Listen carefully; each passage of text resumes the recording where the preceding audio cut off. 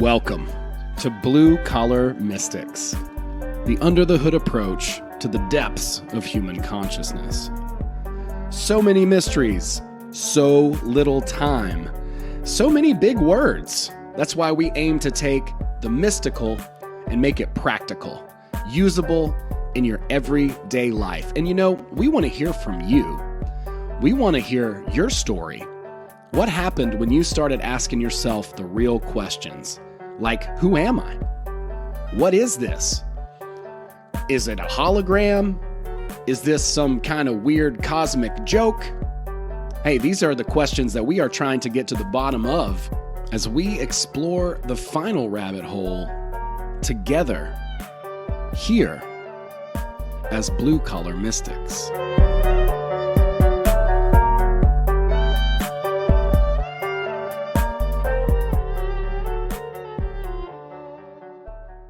What's up, and welcome everyone to another Blue Collar Mystics episode. We are the people who are looking under the hood of consciousness and trying to get an accurate picture of what's going on. The mysteries of the universe are dangling from your belt loop, wouldn't you know it? And I'm really excited to have an amazing guest on today. We're going to talk about basically some new ideas as far as energy, as far as healing goes. Someone who is a scientist and also someone who loves God and believes in a higher purpose for things. We're going to talk a little bit about old science and tech and bring it into new science and tech and talk a lot about what is scalar light energy. I'm actually just going to show you guys the website as well, but I'd love to welcome Mr. Tom Paladino to the podcast. Thank you so much for being here. It's a pleasure. Thank you for the invitation. Great to be here, Owen.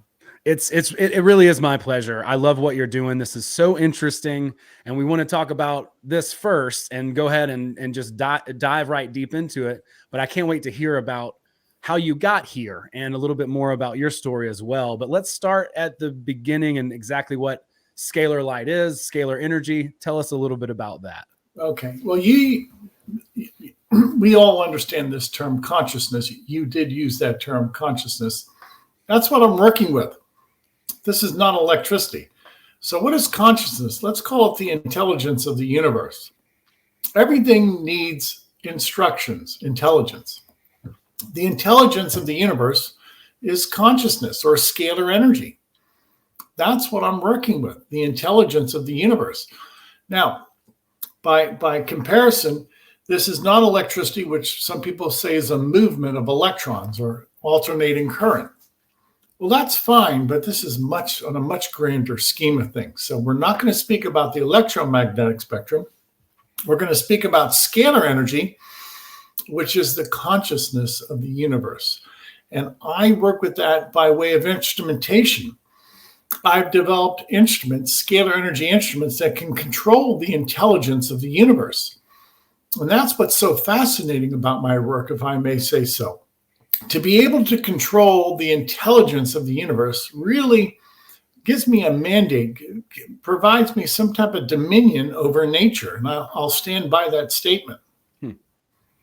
That's powerful. Yeah, so it sounds like an intention beam. I mean, I don't know. I'm just going to throw that out there in a way, because I'm trying to understand just exactly what those devices might do or look like, or what effects they may have. Can you talk a little bit about the development of the devices themselves? Yeah. I'll show the audience. This is one of the photographs of an instrument that I work with. These are scalar energy instruments. They're custom built.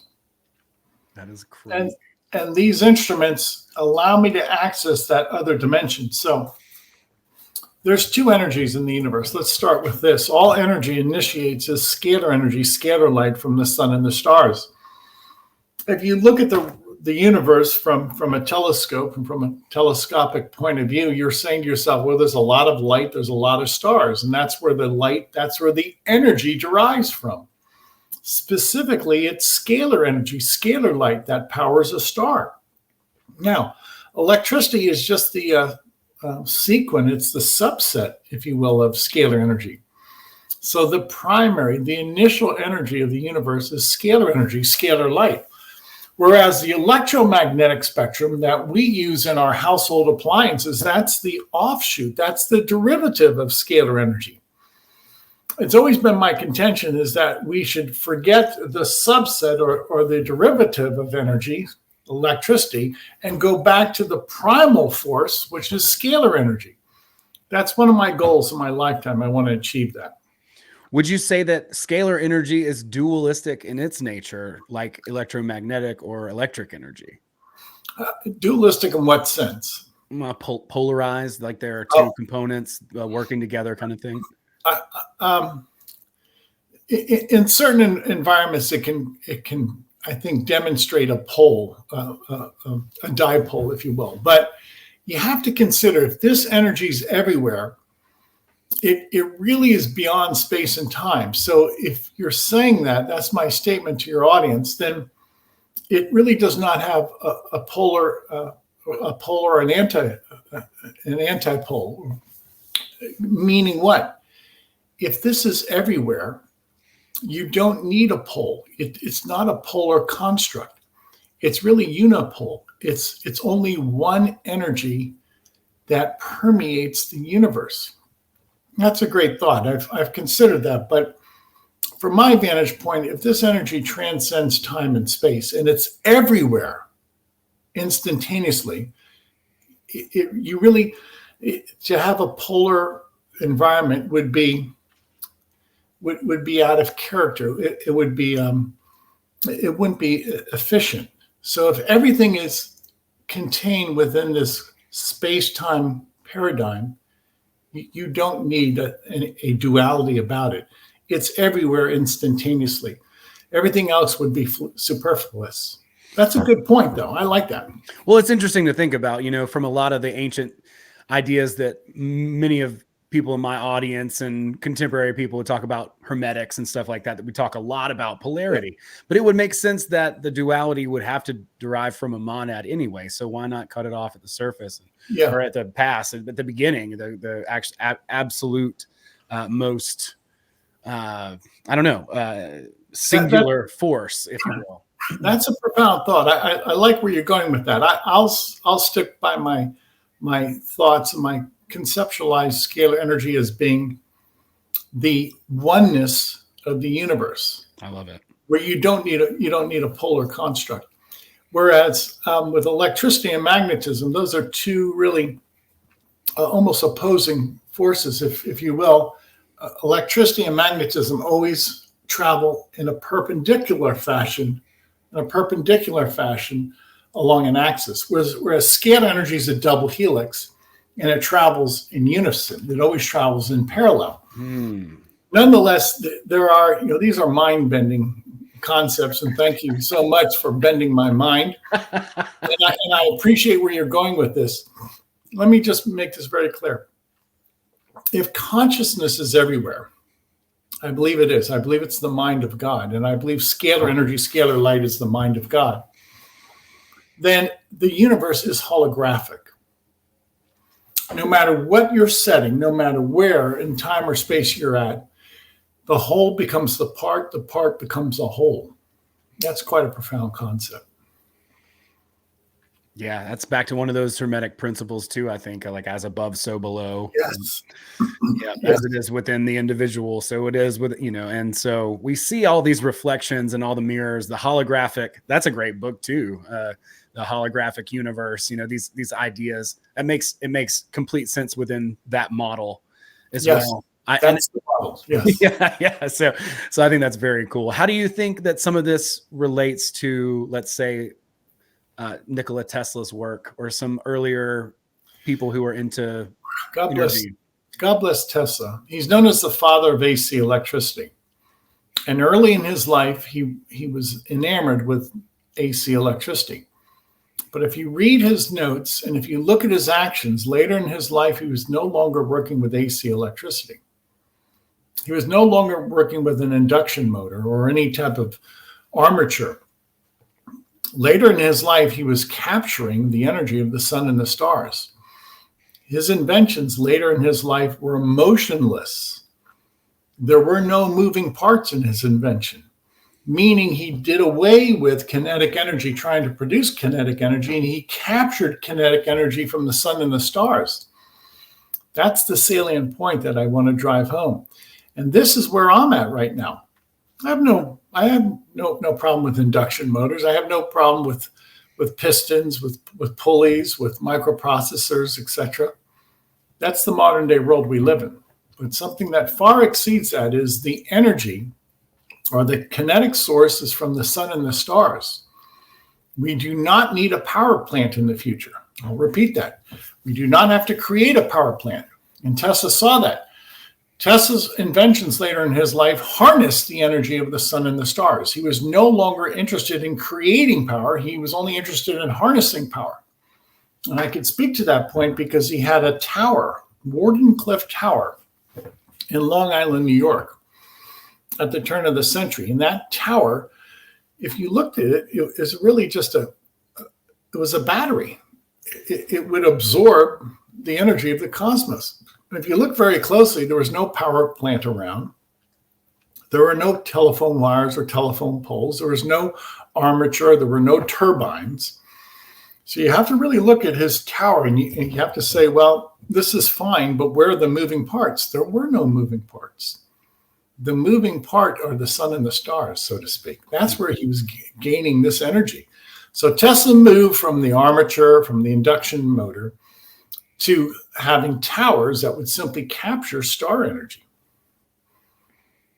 It's incredible. Yeah. I mean, I've thought about this too, and I don't want to get off base because I will ask you like a real follow-up question, but some of the folks out there have talked about ancient technology, ancient energy, perhaps being possibly used, just years ago. There's like Tartaria, or just different ideas about the pyramids and how they may have been built and things like that. I think there's definitely potential there that we may have had, that maybe these types of technologies potentially in the past. And I think Tesla's an excellent example of that.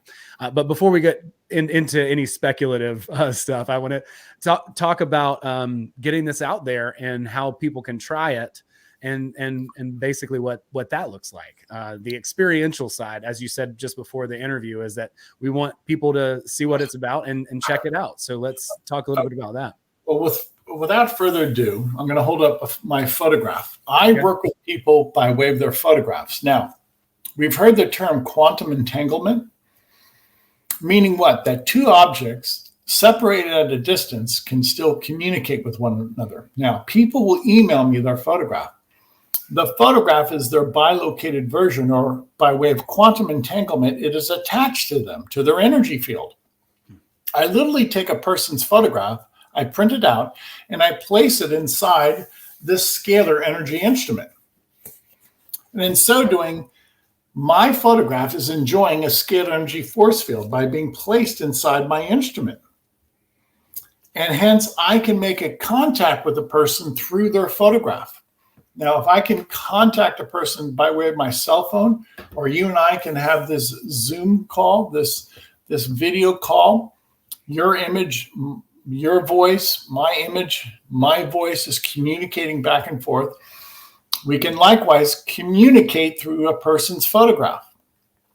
What we're doing through the electromagnetic spectrum, I do through the quantum spectrum with a person's photograph. Okay. To make this very clear. Now, people around the world email me photographs, and I place their photograph inside this instrument. And what does this instrument do? It will balance the chakras. It will look for a microbe, a germ, and break down that microbe or that germ. Or it can actually create a vitamin or an amino acid. So there's so many things that we can do with the scalar energy instrument, balancing the chakras. Why? Because our brain, our 7 chakras are composed of scalar energy.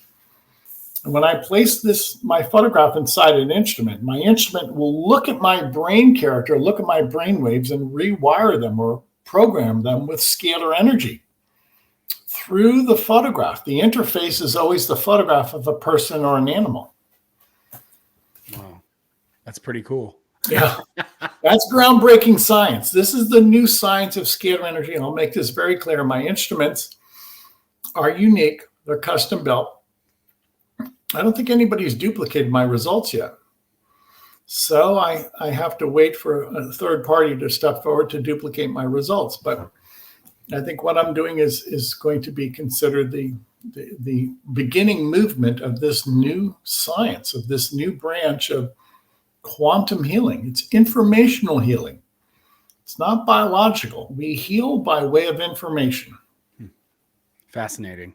So how did you get onto this path and start figuring this out? What was your kind of impetus? I remember as a youngster, I would read about Tesla. When he was building these scalar energy instruments, he remarked that his health improved and that of his co-workers. Their health improved just by being in the vicinity of these instruments.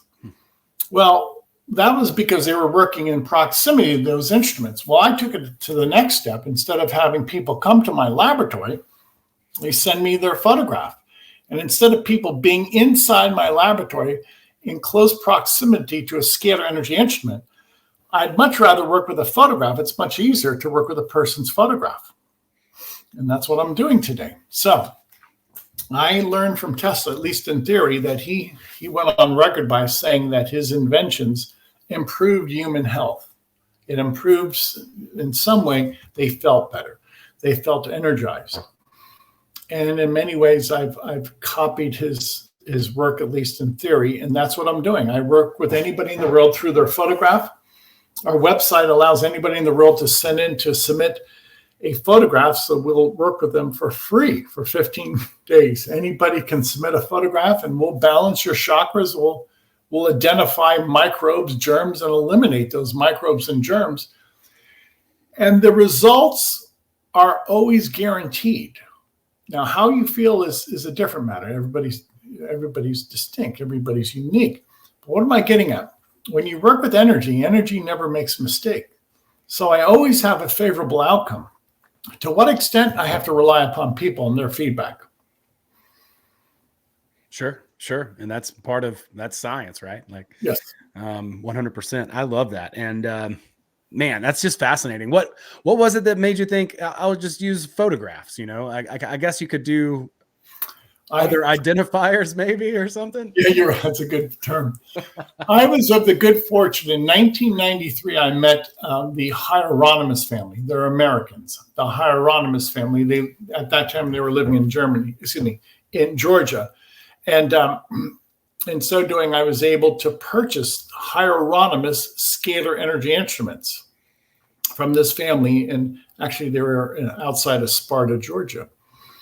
In the United States? Yes. I'm sorry. Yeah, I'm here in Georgia. I'm in Athens, actually. Oh, are you really? Yeah. The Hieronymus family had a laboratory in Sparta, Georgia. And I would visit their laboratory in Sparta, Georgia, and I would study with them for say, I had an understudy for 3 or 4 years. I never met the inventor, but I met his wife, Sarah Hieronymus. I was fortunate enough back in the 90s to purchase scalar energy instruments. And that was my understudy. I had hands-on experience with the instruments developed and created by the inventor Galen Hieronymus. Well, in application, I said to myself, this is fantastic what he's done. Now, this is, again, back in 93, 94. Wow. And very few people at that time were really into the quantum realm or consciousness. It 30 years ago, that this was not embraced. Today it's being embraced. Anyway, long story short, it's taken me 30 years to perfect these instruments, to understand what my predecessor, Galen Hieronymus, achieved. And here we are today. We're on the threshold of a new science that's going to change the world. It's my guarantee. I guarantee the world that scalar energy, scalar light research, if embraced and if nurtured, will change the course of history. Wow. That's awesome. That could be the thing that takes us to the new earth. Yes. Energy, right? Yes, my friend. Yes. Well, yeah, that's awesome. Well, that makes me want to get into your story a little bit. And just if you were messing around with consciousness and this kind of thought in the 90s, I remember my mom reading the Celestian prophecy when we were in maybe like middle school or high school, and she was all into it for like a week. but but it was cool, at that time. But yeah, you're right. Nobody was into this stuff really too much back then. That James Redfield book was the first thing I remember that was anywhere close to mainstream. But we have come a long way since then. I mean, everybody and their brother's channeling now or whatever, but, but no, but what about you? What kind of brought you into this realm and this world? And like, I looked at the work of Nikola Tesla in theory when I was a youngster, and that was 50 years ago. And I said to myself, it's fascinating what he's doing, but I never had the practical experience. Well, again, when I met this Hieronymus family, these inventors, Galen and Sarah Hieronymus, I never met, again, Galen, the inventor, but I met his wife. And then I had practical application. I had hands-on experience. I said, this is valid.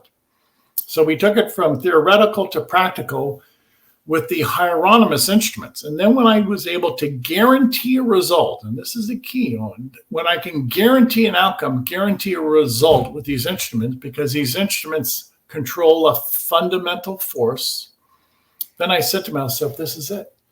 This is the science that I want to pursue. This is not, I'm not wishing. This is not hyperbole. I'm working within the laws of science, and I can guarantee an outcome with these instruments. And I'll explore that statement a little bit later. Okay. But when you have technology that allows you to have dominion over physical forms, scalar energy allows me to have control, dominion over physical forms. I said to myself, this is it. This is the future. A consciousness instrument, an instrument that controls the molecular bonds of matter, an instrument that can balance your brain waves or your chakras. My goodness, this is the grand slam that we're looking for. That's so cool. I just had to look up Sparta, Georgia, because I was like, I know that's not too far. It's only a couple of hours from where I live. Yeah, not too far from like the lake over there. I think Lake Sinclair's. Yes, right. Sadly, that family, they're all deceased, and nobody's taken up on their work. When you have this esoteric subject, it's off the beaten path. Let's face it. You really have to pursue this. You have to have this dogged determination. I do have that determination to pursue this. But as any groundbreaking research, you've got to prove it to mankind. So I'm still in the proving stages. And because of that, on account of that fact, it's slow going. Sure. It's slow going. Let me just be blunt. So that's why I offer 15 days of free session to anybody in the world. I want to prove it to the world. Yeah, that's great. So how does it compare to like a friend of mine actually who has had some things come up with Lyme disease? He used a Rife machine a little bit, which is radio frequency. How is it how does that kind of compare just as a... Let me say this about Royal Rife. Royal Rife was using a technique in which he was able to pinpoint a disease condition or some type of biological condition through his instrument. Well, what Rife was doing locally, I can do in a non-local sense through a person's photograph. Now, I don't work with rates. So I'm going to make this very clear. I work with photographs of microbes. So I'm holding up a photograph of the herpes virus alongside my photograph. I could actually take these two photographs and place it inside the instrument. The instrument will look for the molecular structure of herpes, find the molecular structure of herpes in me, and break it apart. So instead of having rates, dials, so to speak, a rate book, there is no rate book. Right. I use a photograph of a microbe.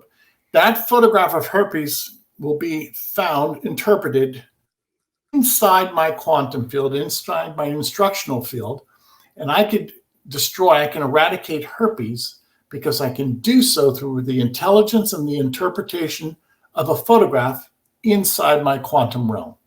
So to put this into motion, those photographs of herpes and my photograph would be placed inside a scalar energy instrument. Wow. And so you could specifically sort of program it with the picture. Yes. To look for that specific. Yes. And why do I like working with photographs? Photographs don't lie. They're a source of light. All I have to do is take this photograph of herpes and place it inside an instrument, the instrument will look for that molecular bond of herpes inside me or a person and destroy it. Now, keep in mind, this is not biological science. I never work with the physical body. I work with the information field. And when I work with a person's photograph, the person's photograph is quantum entangled with that person. Even though they're two separate entities, a person's photograph has an energetic connection to their energetic body. So what am I getting at? This is probably the aura, the spirit that I'm working with.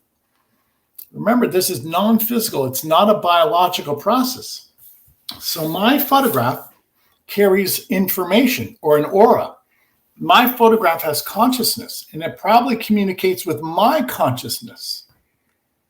So we have two quantum fields. This is quantum entanglement. You've heard that term before. Quantum entanglement, in which the information field of a photograph matches or is identical to my information field. And that's how they're fused together. Yes, sir. Okay. Yeah, it makes sense. And there's a lot of different ideas to it's quantum. What do you got? Joe Dispenza. One that I personally really loved was Vadim Zeland's reality transurfing. He talks a lot about like infinite timelines and possibilities, right? Yes. Shifting to those places in a sense, as opposed to like having to do all this stuff in the physical realm. Instead, just thinking about and bringing realities down from the etheric or metaphysical kind of thing. Yes. Yes. In other words, if this is the etheric realm or the spirit realm, the realm of intelligence, it instructs the lower realm of physicality. Now, for instance, if I speak into this cell phone, it can travel around the world. Now, so what are your options? You either speak in a cell phone and speak to somebody 5,000 miles away, or you get in your car and you travel 5,000 miles and you have a discussion with them. Well, I'd much rather do it through the information field, or I'd much rather have a video conference with you from two separate locations than, again, my having to get in a car and physically visit you. So what's the point? Well, this is the information realm, right? There is no Pony Express here. We don't have to travel to communicate. We can communicate at a distance. And a scalar energy instrument can communicate at a distance. And if we keep it at the informational level, instructions, which transcends, which is far superior than the physical realm, then we use this non-physical realm, scalar energy, to instruct the physical. So the instructions, the intelligence, supersede the outcome, which is the physical world. Right. Yep. Yeah, it makes sense to me. Like, right, the consciousness instructs the physical world, the etheric, the physical, affects the physical, the mental, all is mind. It fits right in with all that hermetic stuff too.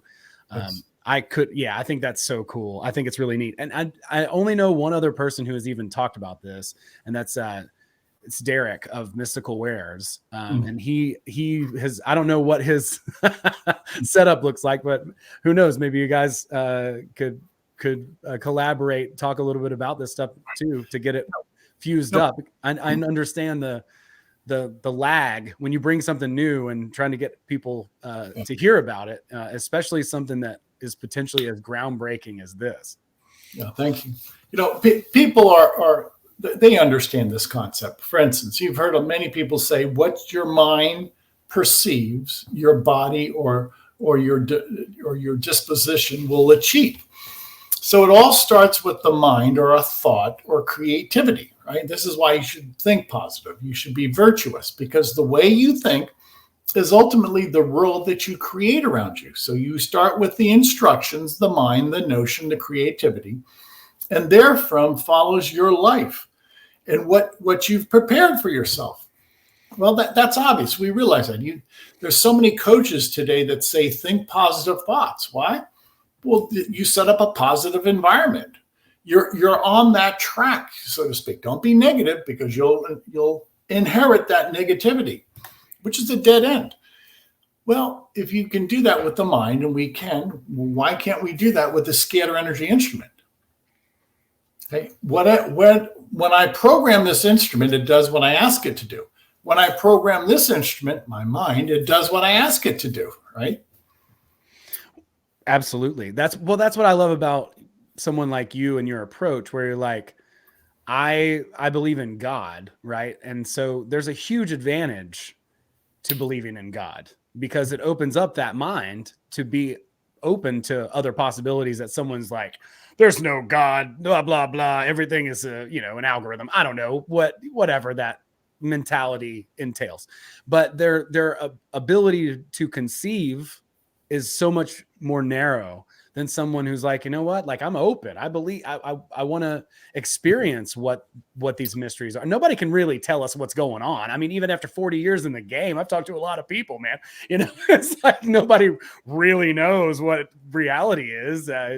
We could sit down and still we're debating existentialism, thousands of years into our existence, which I find hilarious and awesome at the same time. But I love that with your approach, I think there's so much more potential through science by saying, hey, we're using this as an instrument. We're going to see how it works. We're going to see if we can't do this. It's definitely possible. Yes. And I don't know.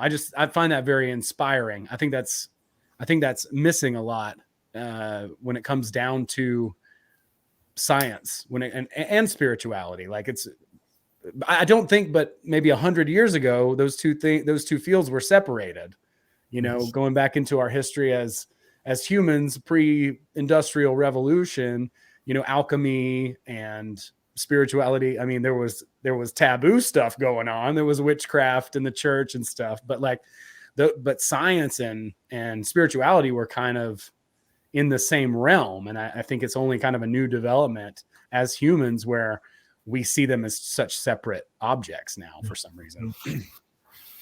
Yeah, we in many ways we've come full circle. In many ways we're relearning what some people understood millennia ago.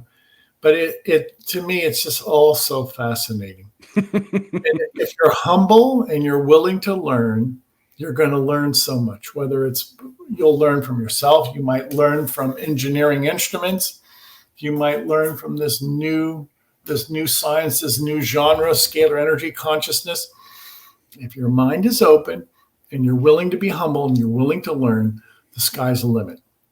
Those who imperil themselves are those who think they know it all or will discount any new thought. Well, therein lies the impediment. So just be open, be humble. There's no shame in saying you don't know. There's so many things I don't know, but I'm willing to learn. That's so cool. Yeah. Well, tell us a little bit about messing around with these devices and what you've learned about that process. Okay. So today in my laboratory, I worked with 500,000 photographs of people. Oh my gosh. Now, again, you can work with one photograph, or you can work with a collage, or you can work with really small photographs, and you could work with 500,000 photographs at a time. Wow. And today in my laboratory, I scanned 500,000 photographs for the herpes virus. So in other words, in one day, I can interpret the herpes virus in everybody's quantum field, and 500,000 people can be scanned, and we will eradicate the disease pattern, the signature of herpes in their quantum field through a photograph. Now, digest that, and you see where we're going with this. We mentioned these terms that scalar energy transcends time or space, that it's everywhere instantaneously. And if my instrument can work with anybody, anywhere, instantaneously through their photograph, whether it's a collage of 30 people, or whether it's 500,000 people that I can fit into one instrument, we see a global healing ministry. We see the great potential here to work with millions of people every day through the quantum field, the information field, that's far superior to the physical realm, in which we can do so much more quickly, instantaneously in the information realm with a photograph, as opposed to having people fly into the state of Florida and to visit my laboratory. We don't do that. We work in the non-physical realm. Yeah, that's awesome.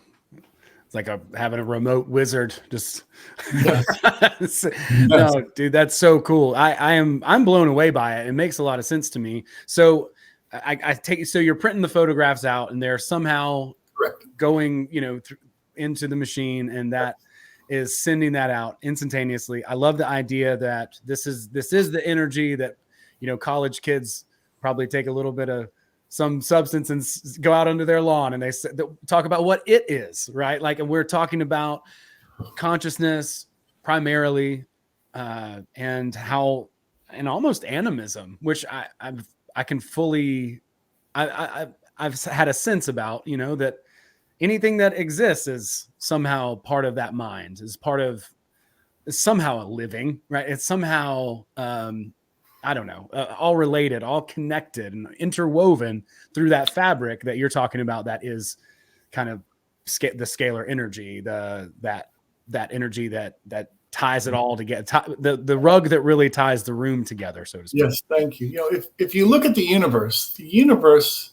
with all of its complexity, with trillions upon trillions of galaxies, you need an information system to keep that ordered. If you look at the universe, there's incredible order, harmony. What's the order? How do we have such harmony? Why is it that the constellations form a specific pattern? Why is it that stars just don't fall apart? Scalar light consciousness instructs everything. This is the instruction field of everything. My instrument allows me to access that instruction field. This is why this is so important. This will be the supercomputer of the future. Scalar energy is the new cloud. We have a computer cloud, an information cloud where we store data. That's pertinent. The scalar energy cloud is infinite. It's the mind of God. It's consciousness.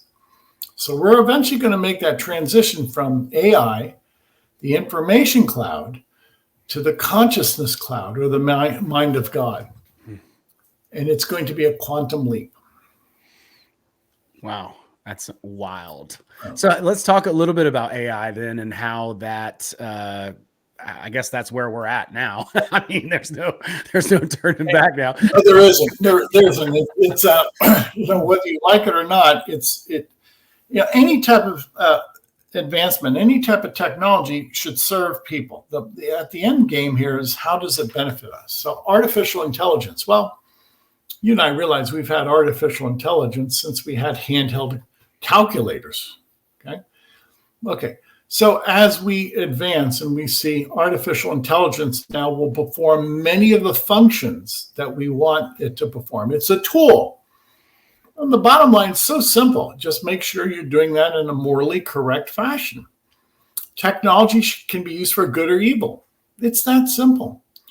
So artificial intelligence, remember, you still need a human programming. You still need a computer. You still need some type of infrastructure created by man. Whereas scalar energy will access the cosmos.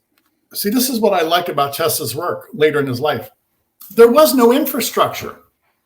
When I broadcast energy to people around the world, there is no satellite.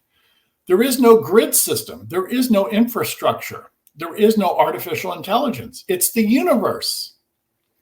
So what we have today with the computer industry is man's endeavor, artificial intelligence created by man, computers created and programmed by men, by people, as opposed to a scalar energy force field that pre-exists. So there's no comparison to artificial intelligence, man's design, and consciousness, God's design. There's no comparison. Yeah, cosmic intelligence is going to crush in that one. So for whatever reason, the CERN Hydra Collider just flashed into my mind. I'd love to hear your thoughts on that, and what it maybe that is that anything like what you're working with? This is what I understand. Remember, I come from a religious background, a Christian background. From what I've seen in CERN, there were certain occultic practices I would call them satanic practices that accompanied this event in CERN. And that was quite disconcerting to me. That's wrong. And so were those occultic practices hand in hand with their intention with CERN?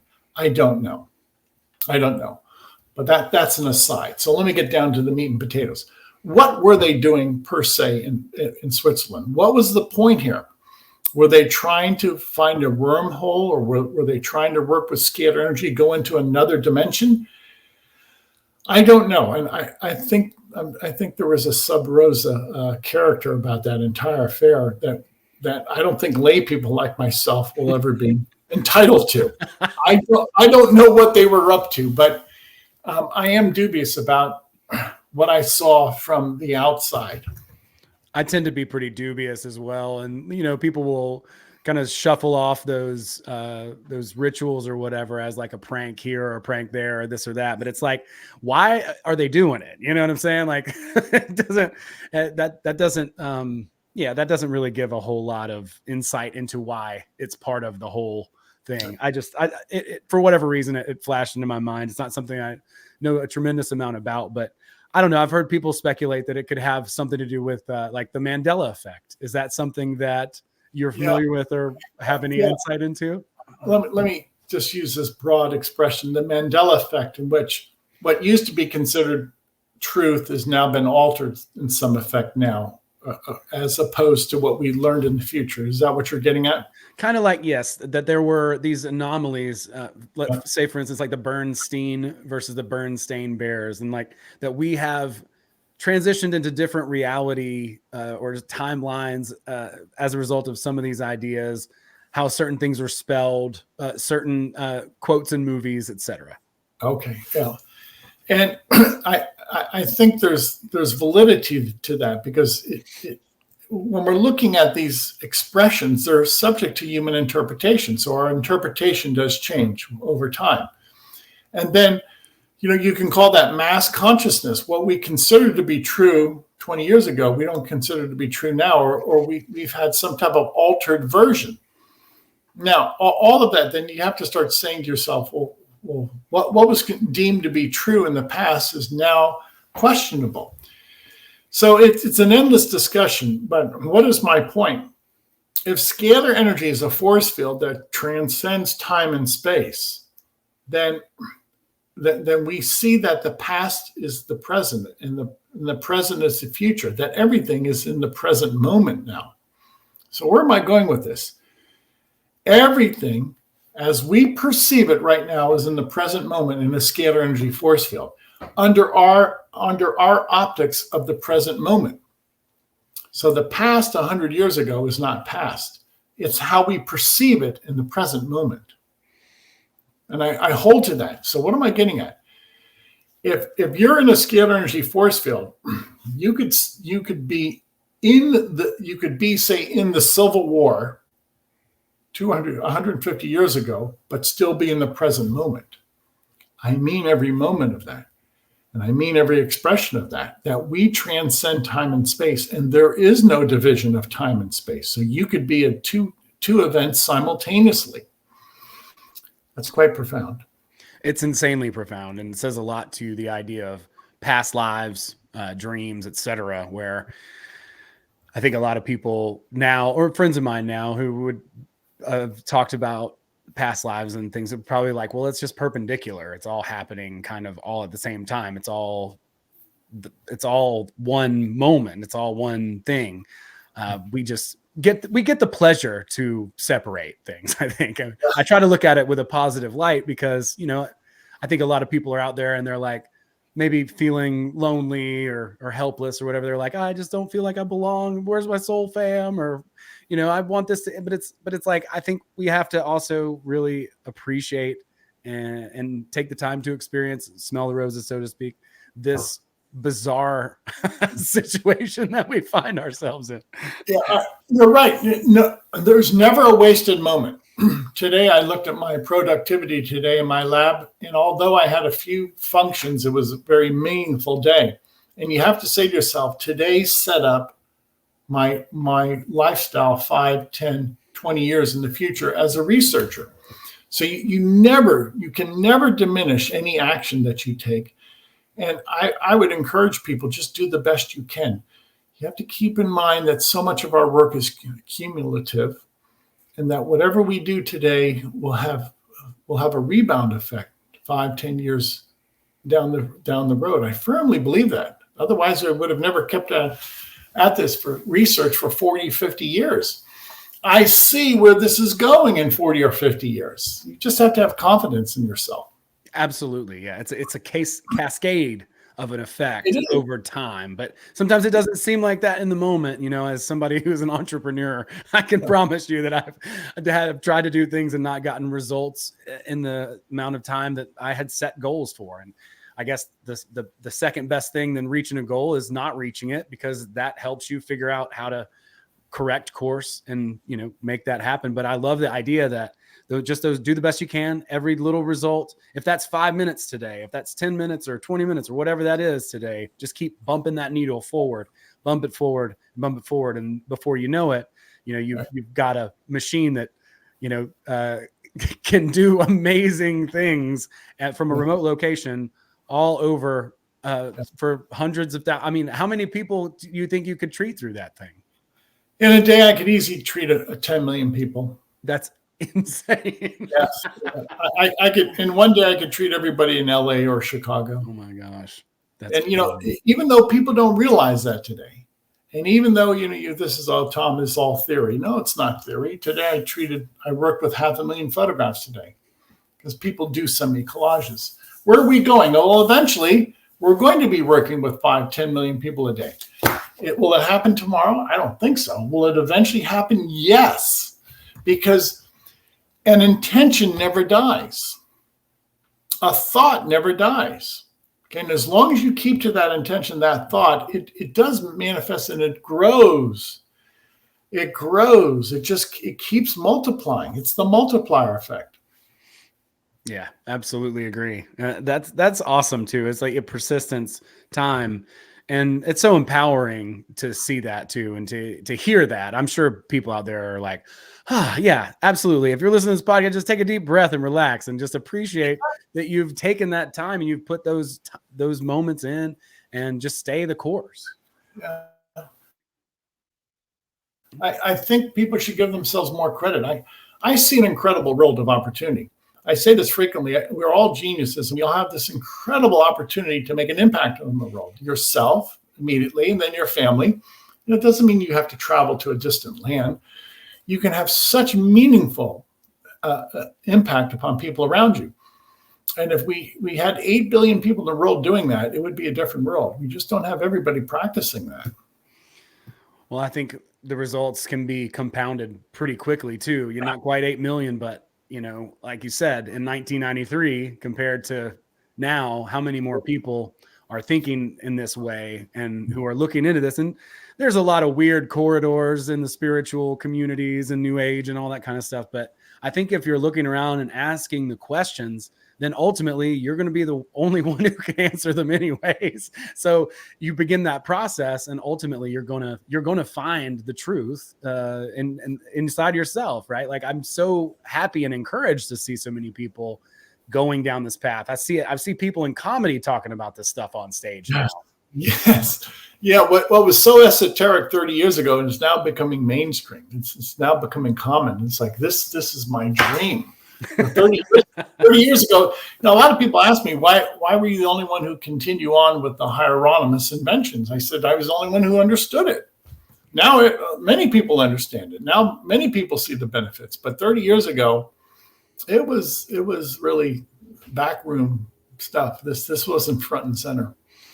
No doubt.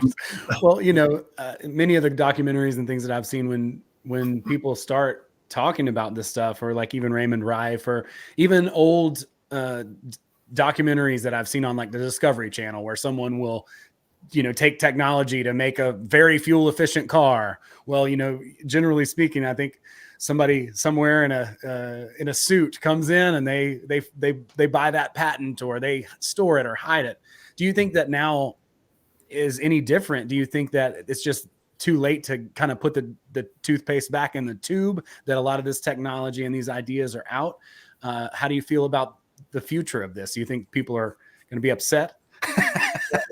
I think that scalar energy is too far down the road, that the word is out. Many people realize that this is free energy from the sun and the stars, and that Tesla was right. And you cannot stop this movement. You cannot stop a thought. And when people see these great results that I'm having and other researchers are having, then people stand up and they say, well, we want to learn more. And I'll make this distinction. Tesla did not have the internet 100 years ago. I do. If Tesla would have had a means of mass distribution, a way of promulgating his work, he would have succeeded probably.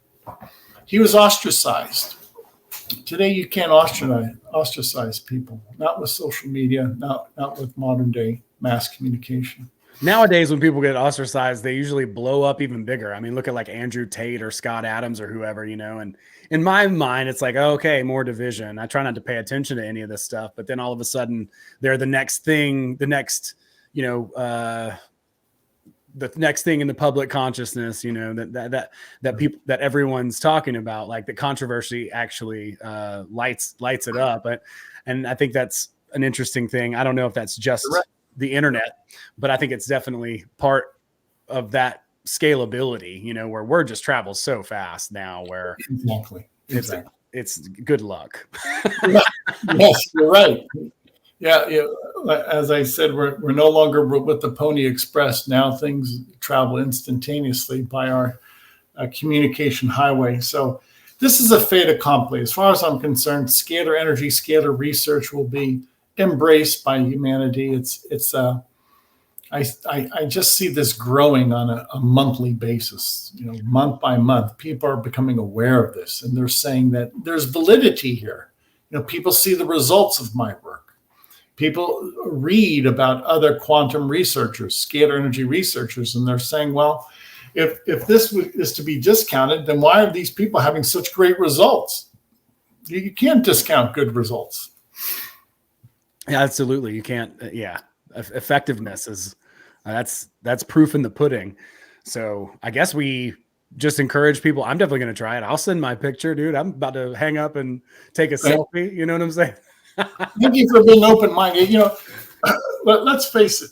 100 years ago, if you would have told somebody that you could speak remotely by way of a cell phone, they would say, no, you need a wire. Well, we see technology advancing, and I realize what I've presented today is new. It's different, but Dr. Hieronymus, my predecessor, had great results. By the way, Dr. Hieronymus was awarded a U.S., a Canadian, and a British patent for his instruments. Wow. So those three governments acknowledge scalar energy in instrumentation. So this is valid. According to those three patent agencies, U.S. and Canada and Great Britain, it's a valid science. Well, we all have seen what the CIA is interested in, all the documents and things being leaked and all the different secret projects that they've done and all that. We know that they know that there's validity to a lot of the things that we look into. And there's an old sci-fi quote. I can't remember who the author was. Maybe it was Arthur C. Clarke. I think it may have been. He said, any sufficiently advanced technology is indistinguishable from magic. And I think that is right where you're standing, my friend. Yes.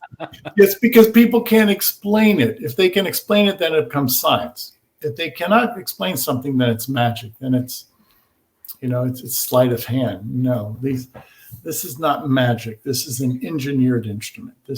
I follow the laws of science. This instrument abides by and can control those forces of nature. It's beautiful too. Yeah. I that's a profound quote, because like you said, if you took one of these and we went back 50 years and was like, you'd be like, oh my gosh, you're reading my mind, you're reading my thoughts. How are you communicating with with that device or whatever? And here we are on the precipice of something that works in a way that we don't understand yet. But that's part of the fun. I think it's amazing what you're doing. And yeah, I want to commend you and thank you again for coming to hang out and talk with me today. It's amazing. Yeah, thank you for being open-minded. I'll put a feather in your cap. When people of your disposition are at least open-minded, you open up an entire field of possibility. When you slam the door shut, well, frankly, therein lies the impediment. But you have no impediment. So you're open, and that's a sign of intellectual curiosity. So thank you. Absolutely. And I know the folks that listen to this podcast are also open, curious, and interested, and willing to try new things for sure. Like we've talked about all kinds of interesting ideas and topics on here. But what I try to do is bring it back to what's practical and what can be helpful and usable in every single day life. And that's where we're at. So any tool that's going to be helpful, any technology that's going to be helpful, any idea, etc., we're open to it and happy to embrace what you're doing. I just think it's awesome, and I really appreciate all the dedication and hard work that you've put in. So thank you. And yeah, everybody. And I acknowledge your comment. Thank you so much. Awesome. Yeah, so I think we had a little lag there, but I'll tell everybody, I've got all your details in the description below, and I want to encourage everybody to go and get your 15 days on and let your friends know. Let's start talking about it. We'll start a whispering campaign about scalar energy, as several of the other ideas kind of start to cross-pollinate, and in time there's a cascading effect. It's very cool. And yeah, I may put you in touch with a friend of mine who's talked about this. I've heard him mention it, and I had no idea what he was talking about at the time, but I was like, yeah, sure. And so since we've talked about it, I think that's really cool, and maybe you guys could talk about it as well. I'm on another podcast called Chrononaut Chronicles, which it may be cool to have you come and hang out on that, because that talks a lot about the idea of time being basically a construct, not anything really real at all, that we are time travelers, us all, each and every one of us. And so maybe we could hook up something like that. But I just want to thank you again for coming up today. My pleasure. Thank you. Thank you, Tom. Yeah, everybody go and check it out, and we'll see you next time. Peace, everybody.